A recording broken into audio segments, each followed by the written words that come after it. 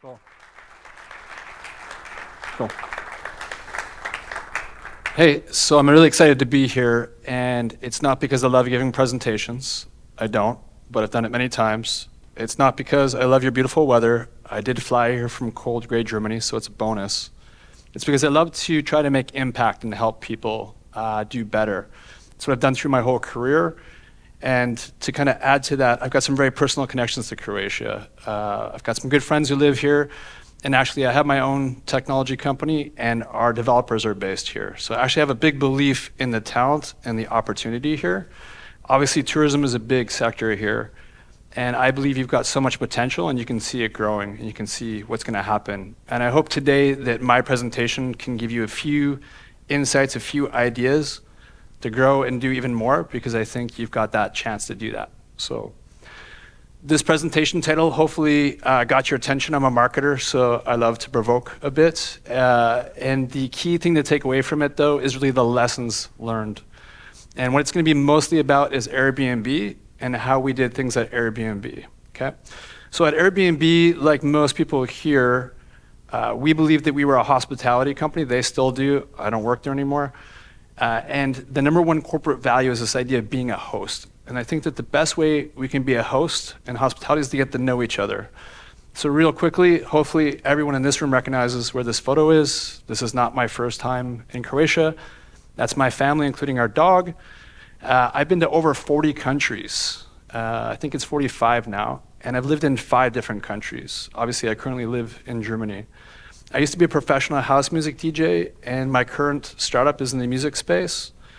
And I've been doing this kind of marketing for about 25 years, maybe 23, something like this. So all that means is that I'm old, but hopefully there's some good things to share with you. So, yeah, a few companies I've worked at. So let's talk quickly about you, because I haven't heard about you. How many people here own hotels or vacation rentals? I own a vacation rental. Yeah, okay. And how many of you work for hotels or vacation rentals? Okay, most of you, it's what I expected. All right. And how many of you feel like me that you have a huge amount of potential to grow your businesses here in Croatia? Only a few hands? I expect to see a lot more. Come on, this is a great place. Okay, thank you for sharing. I'm gonna try to incorporate some of that into the presentation. So $500 million budget, yes, I like to provoke, but you may think that with $500 million US, that you can do anything. How could you fail? And so when you see my title of this presentation, you say, hey, love-driven growth, what does that have to do with $500 million? And what I'm gonna share with you is that actually $500 million is not as much money as you think it is, and it's not as powerful as you think it is, especially when you're competing in this world of hospitality. So let's take a look. So Airbnb versus Booking.com. In 2017, I managed almost $500 million.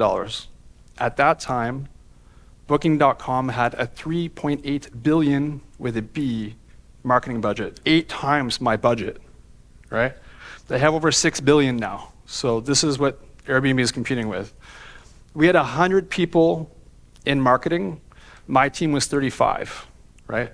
Booking.com had over 1,000 employees and more than 10 times the people we had, right? The difference was focus. So at Airbnb, we focused on customer value. And so we're gonna talk more about that today and how you can think about that in your business. And Booking.com really focused on revenue, right? And they did that by looking at in-session revenue. Most people don't think about this with Booking.com, but they are one of Google's top 3 advertisers, and they're really excellent at paying for traffic and making money on every click they buy, and the whole company is built around that. It's not built around hospitality, right? So how do you compete with that? Comes down to some ideas like this idea of North Star metric. We're gonna talk more about that. At Airbnb, we focused on this concept of nights booked, not revenue. We knew that the average revenue, top line, per night booked was about $100 US. So you can multiply nights booked by $100 and get an idea of the revenue you're gonna drive, but that's not what we talked about. And the 5-star reviews are really important. We're gonna talk more about that too, because it focuses on people who are happy with the stay, who love the experience, right? At Booking.com, once again, revenue, reporting as a public company, letting everyone know how much money they're making. Now, in terms of company value, Airbnb today on the stock market is worth $76 billion. And Booking.com is worth $100 billion. And they've been around for almost twice as long as Airbnb. So how is it possible that a small company that spends much less money with a much smaller team can be worth almost as much as this big company that affects most of the people's here's business? So let's talk about that. So first of all, Airbnb focuses on user experience and customer love. And they think about it both from the guest side and the host side, meaning the two sides of the marketplace, because they're both really important, right? Booking.com focuses on the revenue, as I talked about. These are really different outcomes, and we're gonna dive into why. So how many people here, I'll jump at that question in a second. So we're gonna talk a lot about metrics today. This may be a boring topic to you, that I think the first thing to think about is why is it important? Now, how many people have tried to start jogging or taking a diet or doing something? Come on, more of than you do that. Yeah, for sure, probably everyone in this room.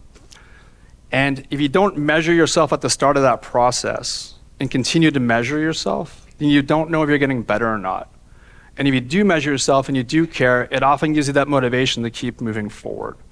So what I would say is, even if you're gonna focus on hospitality and driving user love, you need to do a good job of measuring it and thinking about it. That's the only way you're gonna get better. All right, so kind of like this airplane here. You know, some of you might wanna fly an airplane without any kind of instruments and hope that you can land the plane, but probably most of us would like to understand a little bit about what that thing means and how we're gonna get there to make sure we live and we survive the experience, right? And so it's the same thing I'm gonna try to do today as I dive through things with mostly an Airbnb type context, that you can take some of these learnings and use them for your business so that you can better understand what you're trying to do and where you're trying to go. All right, so how many people here have ever heard of a North Star metric before? Yeah.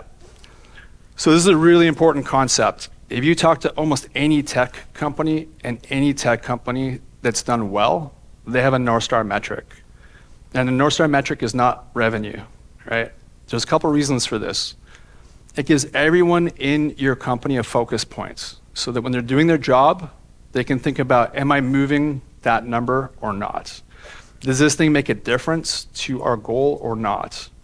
And you've got to learn how to prioritize based on that, right? It makes a really big difference if everyone in the company can see where you're going, and it's something they can believe in, something that feels personal.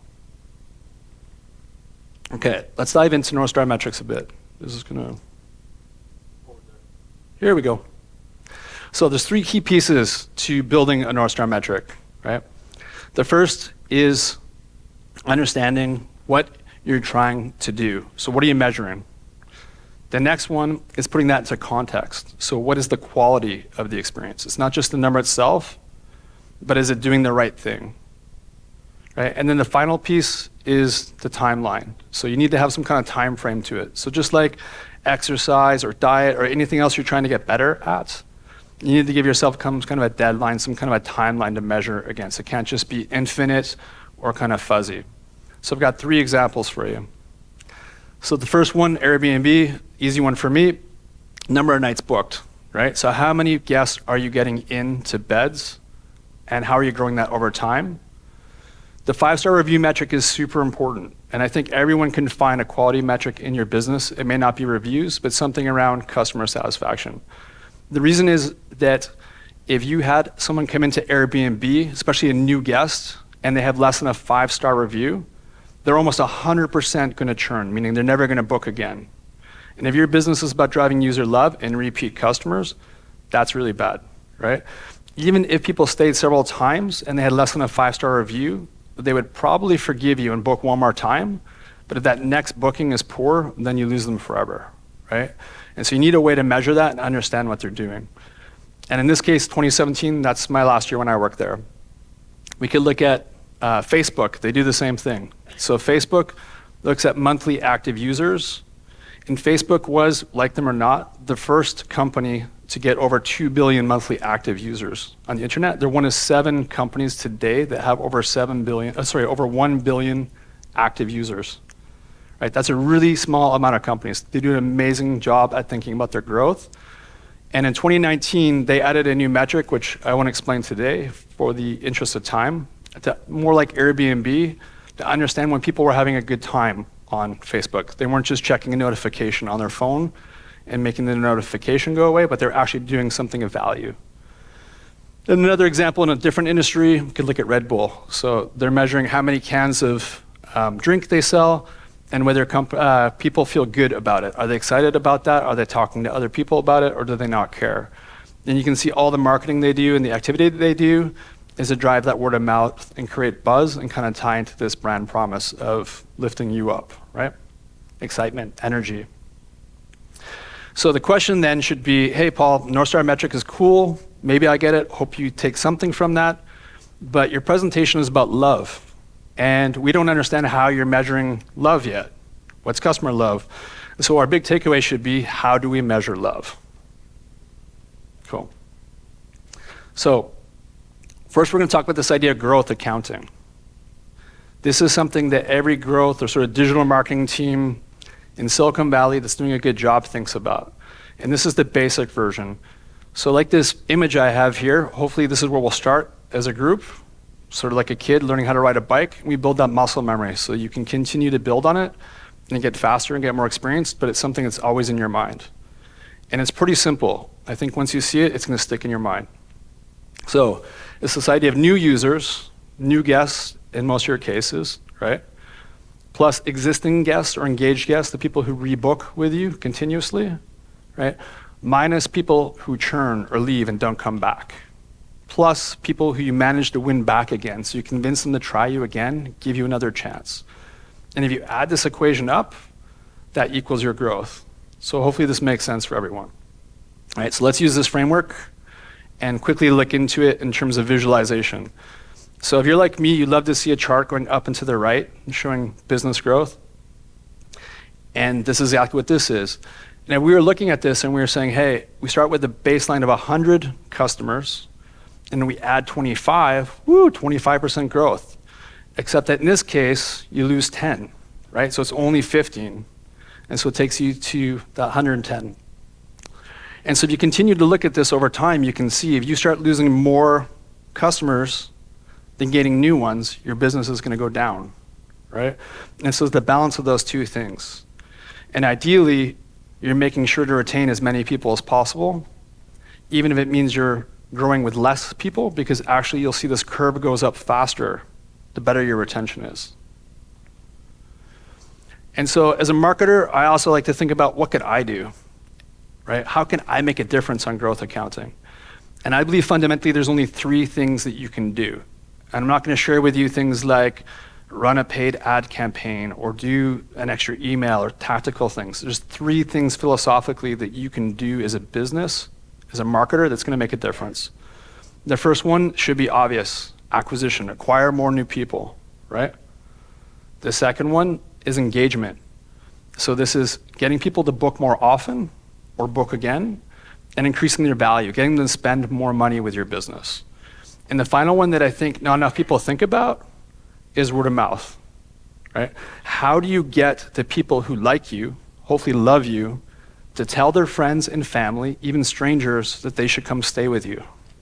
And if you can do this, then that curve is going to go up a lot faster, and it's going to be a lot more cost effective. And I can tell you 100% because I've seen the data, and we did a lot of work to drive this at Airbnb.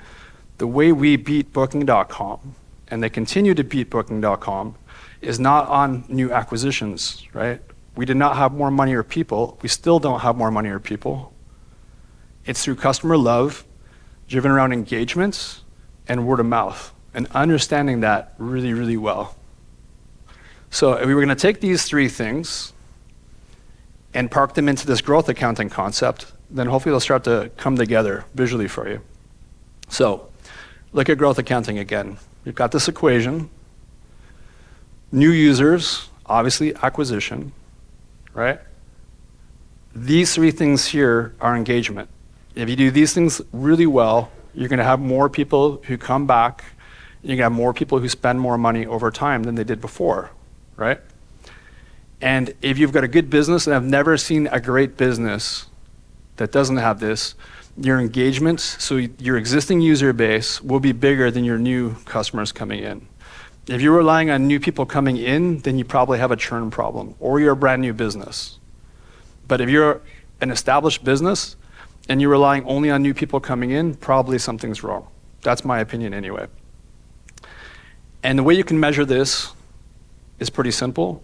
So if you look at things like your KPIs for new users, acquisitions, you've got new guests coming in, you can improve the conversion rate, so people coming to your website, people coming however they're coming, and getting the book with better frequency, more efficiency. You can look at things like the cost to acquire a customer, is it becoming lower? And you can look at things like return on investment, ROI, ROAS, return on ad spend, whatever you like. I'm sure you each have your things you like to use. I don't think there's a magic silver bullet thing you can do here, but you do need to measure it.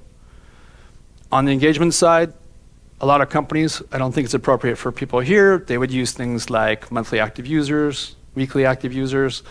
I think lifetime value is a really good one, right? And watching churn rate over time. That'll give you a really good health rate on your business. So if you can watch those things, being in the hospitality business, it's gonna help you a lot. Now the magic happens when you've got the word of mouth. Now word of mouth comes from engaged users, right? If someone hasn't even stayed with you yet, or just stayed with you, the chance that they're gonna go tell all their friends and family about you is really low. It's after they have a great stay with you, or they've stayed several times, that this is gonna build, right? And so that's what you've gotta think about. And this is partly why having a really engaged user base makes a big difference, because it drives word of mouth. And once again, this is how Airbnb, from a metrics point of view, is able to compete with a Booking.com, who has a much bigger budget and a much bigger team, right? Because they've got more engaged users, those people are passing the word along, and it's creating a more efficient way to drive new guests, right? It also drives new hosts, because a lot of people who come and have great stays in Airbnb then decide that they want to get into this as well, and they put an apartment or whatever it is up on the platform. And so the two things drive growth. And you can see how this sort of customer experience starts to compound. So let's dive into this a bit more. So I think, as I was saying, the key thing is making sure that you're thinking about the passion of the people you're working with. And ideally, that's positive.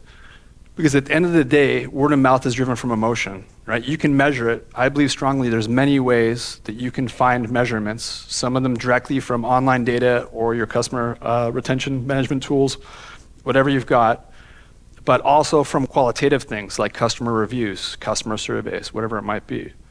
And the challenge is that word of mouth comes from positive and negative experiences. And if you're providing negative experiences, as Marco shared in a lot of his customer reviews that he put up here earlier, you can see how people are passing the word around about how painful the experience is. And that's gonna slow your business down. That's gonna lower your conversion rate. That's gonna hurt your customer lifetime value. So you've gotta put that extra effort in to drive positive, right? And not only that, we're all human beings. We all know we like to complain more than we like to give compliments.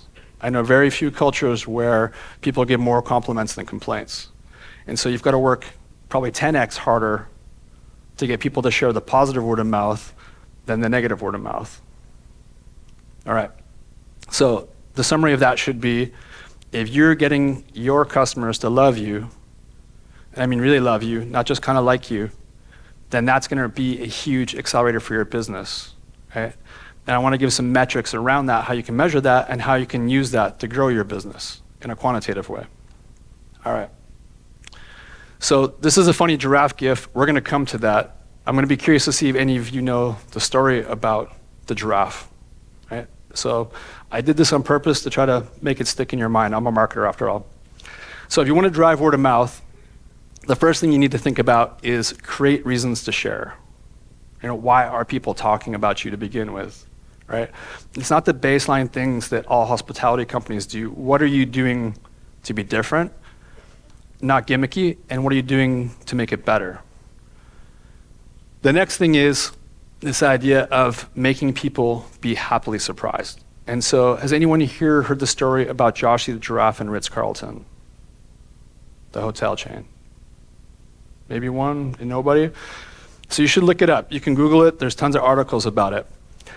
But what it comes down to is this. So there was this family staying at a Ritz-Carlton, and the son forgot his favorite stuffed animal or toy animal at the hotel, and they flew home.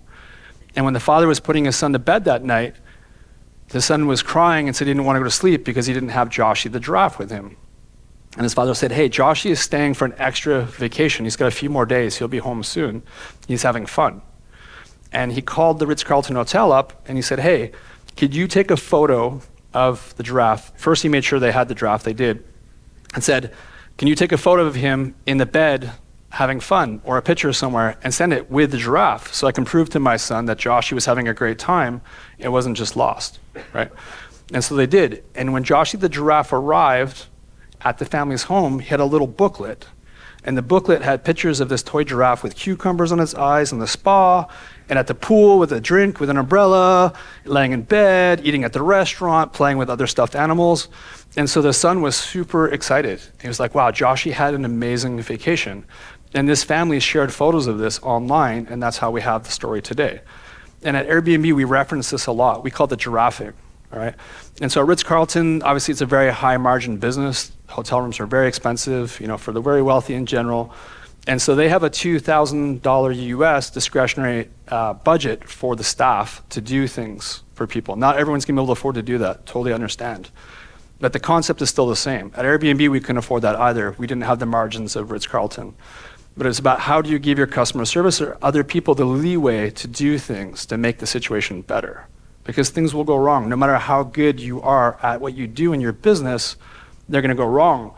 And if you right a wrong, one of the great things about human beings is they get really excited about it. So they might be mad, they might tell 4 friends that you screwed it up, you might wow them, and they're gonna tell 10 people about how you made it better, right? It's gonna become a much bigger impact. So think about how you redirect these emotions and use them to your advantage, right? So satisfied customers equal positive word of mouth. You should be measuring that. You should be using customer satisfaction surveys, whatever you need to do to understand if people are happy or not, and then measure that, right? So make sure that you and your team are using that somehow in your North Star metric and thinking about how you're making a difference for your business. Now there's one other bonus to this, which we're gonna get into further in this presentation, which is this idea of adding value to your customers. So the better quality data you can get from people, the better you can measure it, the better you can improve the experience. The challenges in today's world where tracking online is getting harder.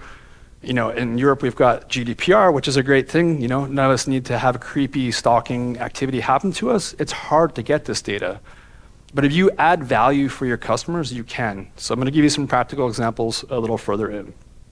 Great.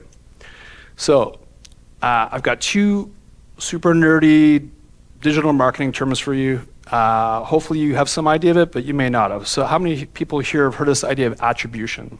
Anybody? Yeah, most of you not. Okay. So sorry for this is the dry part, but it's really important because I'm gonna reference it. Attribution is how you measure your activities, sales or marketing. And so it's the idea of what gets the value, who gets the attribute. And so for example, some companies only give value to, let's say, paid advertisements, right? And so if your customer service team did something important, they're not gonna get credit for it. And so your whole company is gonna think that only digital ads are creating new customers or making people happy, whatever you're measuring. Right? So you need to make sure attribution is making sense and you understand it and it's holistic to your business, right? So if you don't understand this, I would say get someone on your team to help get your whole team to understand it, but at least make sure it's well done on the back end so you don't get the wrong ideas from your data. Otherwise, all these great frameworks and measurements and things I'm sharing with you aren't gonna work. The second thing is this idea of incrementality. Does anyone know incrementality? Okay, less people. So incrementality is even more important than attribution, but it needs attribution to work.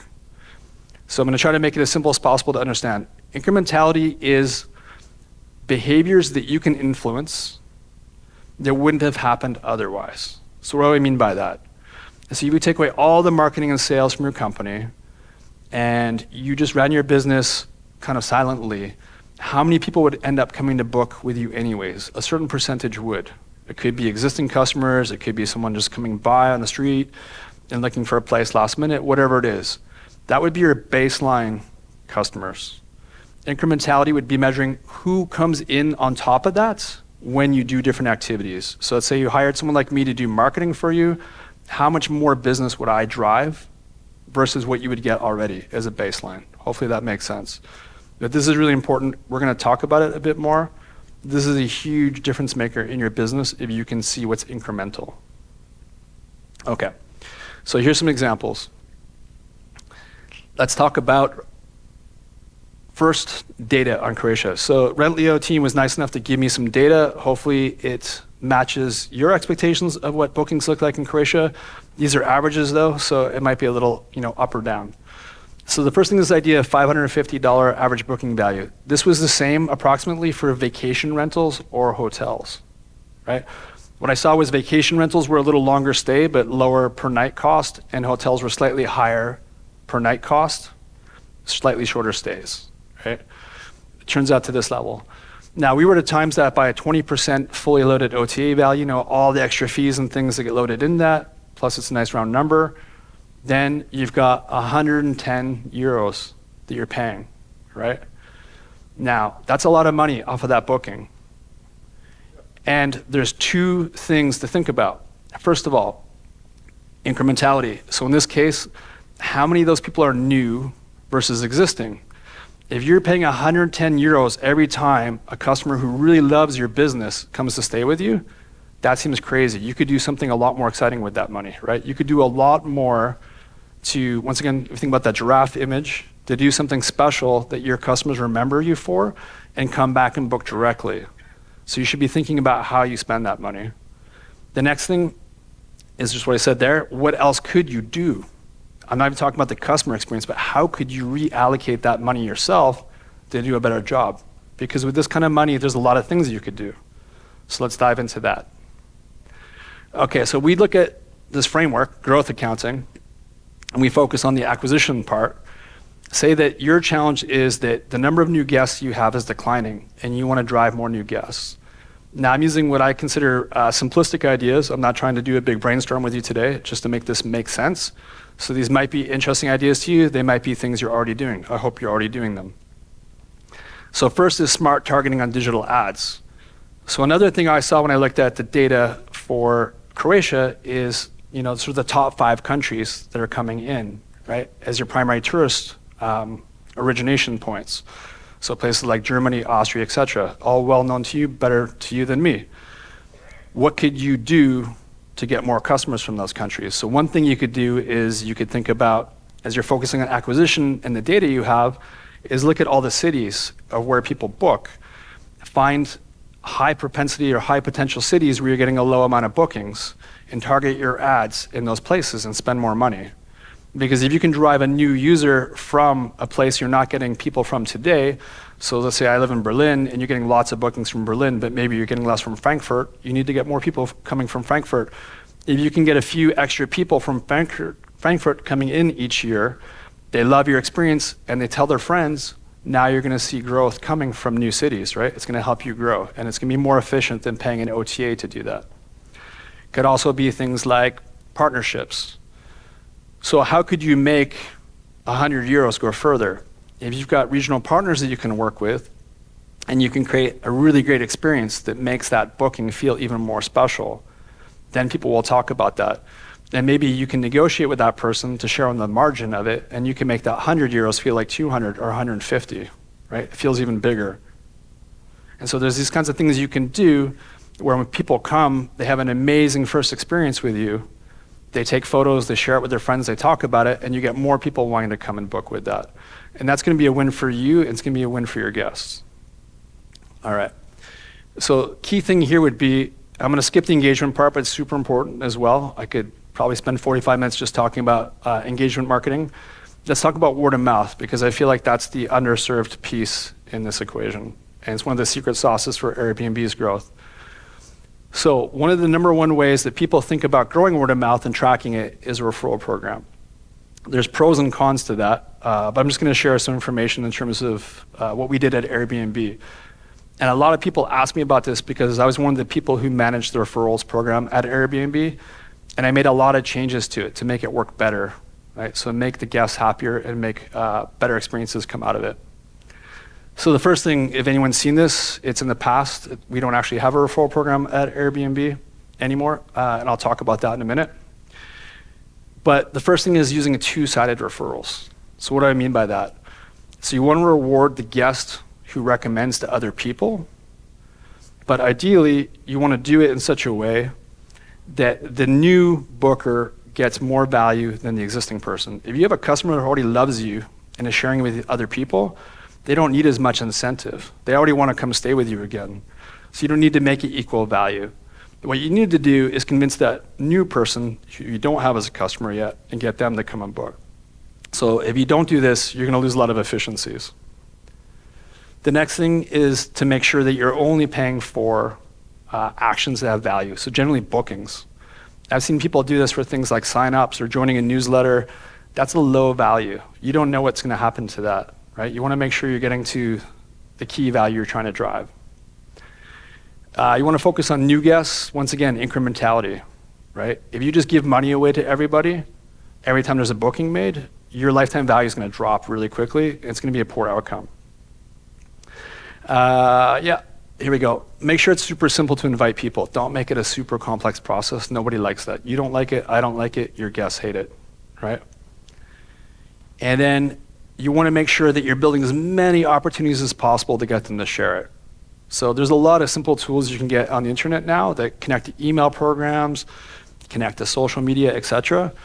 And you got to think about what people are using in different regions. So every country has its own favorite tools. So I can tell you in Germany, people are crazy about privacy and protection, and so a lot of people are leaving WhatsApp, actually. They're using the Signal tool. So because I lived all over the world, and I'm Canadian living in Europe, I have, I think, 5 messengers. It drives me crazy.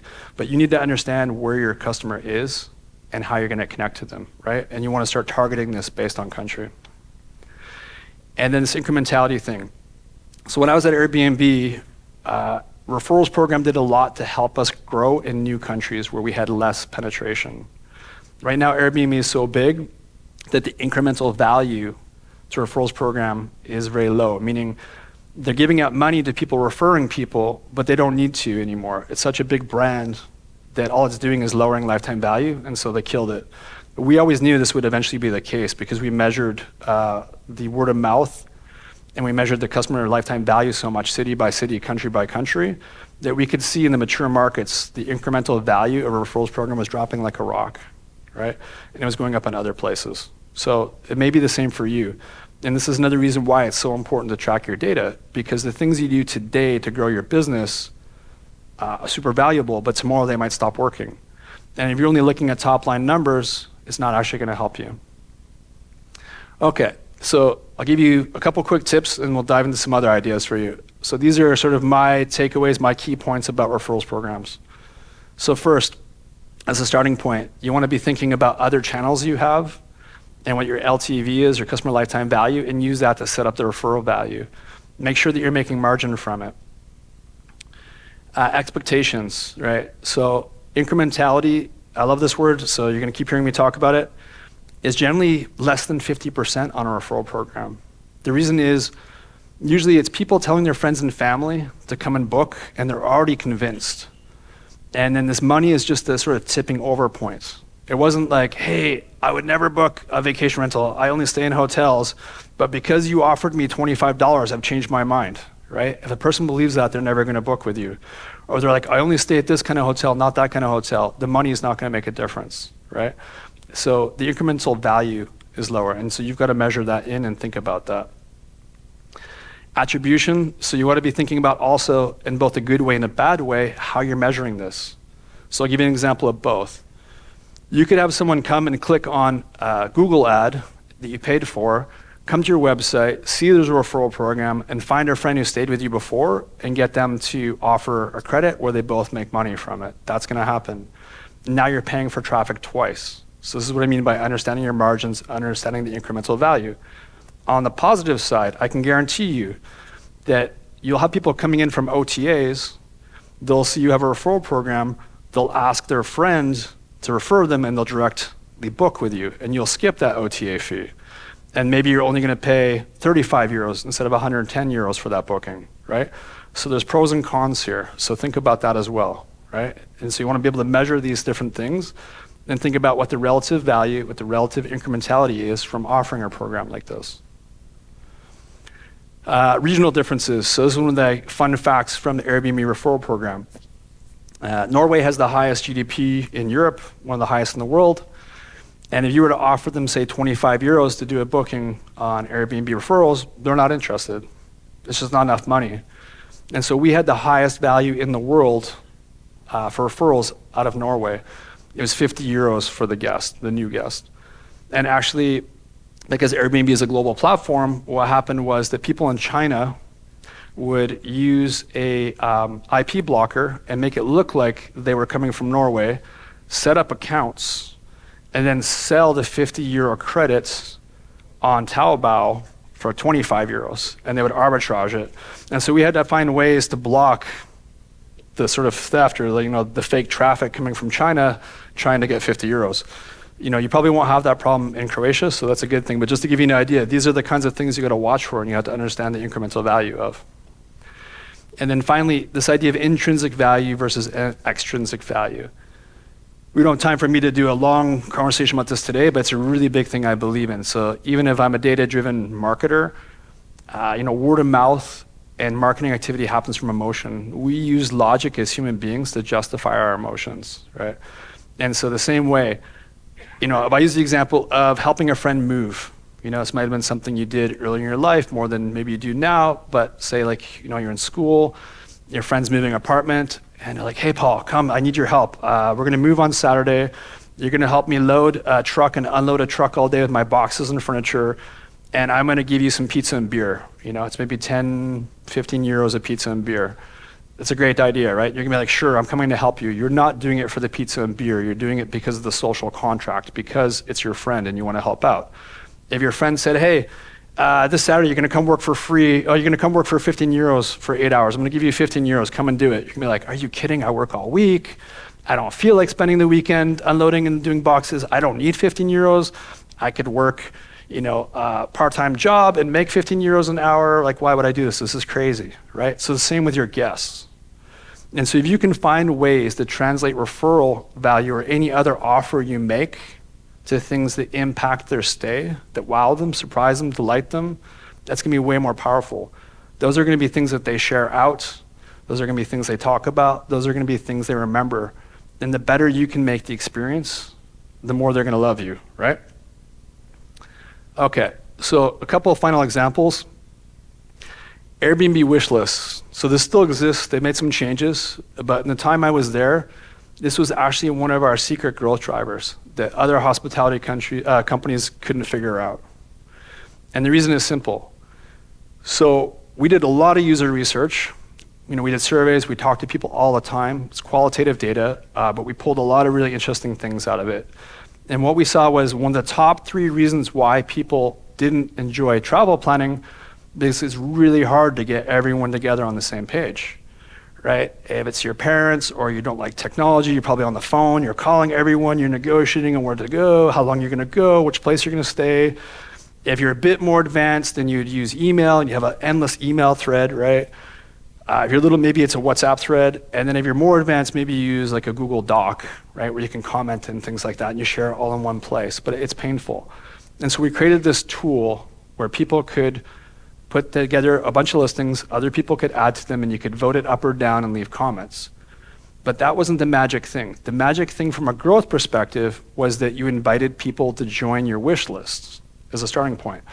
So you'd go and collect the emails, or you'd messenger them, whatever it is, and you get opt-in. So people would agree to share their contact information to be part of this list, right? And then you'd pick a place, you'd book it, you'd go on the trip, and when you went on the trip, we would contact all the people who were part of the guest list and invite them to be guests on the booking, which meant they could also review the booking and give us more data. And if they had a 5-star stay, then we could refer them on the original booker's behalf, and everyone would get credit for it. And so it became a huge viral tool because the word of mouth was built in. And back to my point about the bonus thing, If you can find valuable ways to connect data and improve the user experience, people will want to do it. And I have no doubt there's lots of things in all your businesses that you could do like this. They don't have to be big, fancy technological solutions. Having a little bit of tech obviously helps, right? It's just about thinking about that guest and what makes their journey better and how can you make it better, right? Yeah, and so here's another example. This one's actually not public yet. So I'm friends with the owner of this pajama company, and he sent 35 cold emails to Brian Jeszenszky to convince him to do this. And now Airbnb is giving out premium pajamas to their VIP guests, so the people who book the most often. Brian Jeszenszky is actually an Airbnb host, the CEO of Airbnb, and has guests, and when they come, he's going to surprise and delight them with custom branded pajamas, right? Once again, this may not fit your business. For most of Airbnb guests, the margins are too low to be able to give pajamas. But I guarantee you in the coming months, you're going to see on social media people talking about these pajamas, right? So once again, there's lots of ways you can do things in a technological way or a traditional way to surprise and delight your guests. Okay, so let's just wrap this up before Marco kicks me off stage. If you think about Airbnb, you might think a lot of things, but as a growth person, I love to think about how fast we were able to grow this company based on user love. And I've only got a limited amount of data because I don't work there anymore. But in 2011, these were cities around the world that hit a certain threshold for bookings, right? And then in 2012, it grew. And in 2013, in 2014, you can start to see the world's map. 2015, you can start to see entire continents, right? So as the word of mouth and the love grew and people used it more and more, and these marketplace dynamics grew, then you could just see how much of an impact it is. And I'm sure if you looked now, you would see even the places with less tourism and sort of less bookings would start to be fully faded in. You start to get a map colored in, right? It's a pretty crazy outcome. And so one of the most important things we talked a lot about at Airbnb is this, which I'm going to finish with. Airbnb at the beginning almost didn't make it as a business, and they got into this, we call them tech incubators, but this sort of startup company that invests some money and helps to coach people to become successful. And it's one of the more famous ones called Y Combinator. And Paul Buchheit was one of the main people there at the time, and he said, it's better to have a few people really love you than a whole bunch of people kind of like you. And that's true in everything in life. It's a great piece of advice, right? Because if you think about it, you could have a whole bunch of acquaintances or kind of friends, and if you need to ask someone for help, they're not going to be there. They'll even be annoyed that you reached out and asked them for help. But when you think about your small group of friends and family, and when you ask them for something, they'll be there. They might also tell you things you don't want. They might give you tough love, tough feedback, but it's going to help you be better, right? It's the same for a company or a product. If you have a few people who really love you and give you that feedback and help you grow and spread the word, then your business is going to take off, right? If you have people who are kind of like, yeah, it was pretty good, it's not going to help, right? So once again, the lessons from my Airbnb experience is drive user love. Cool. Hope that helps you. Thank you.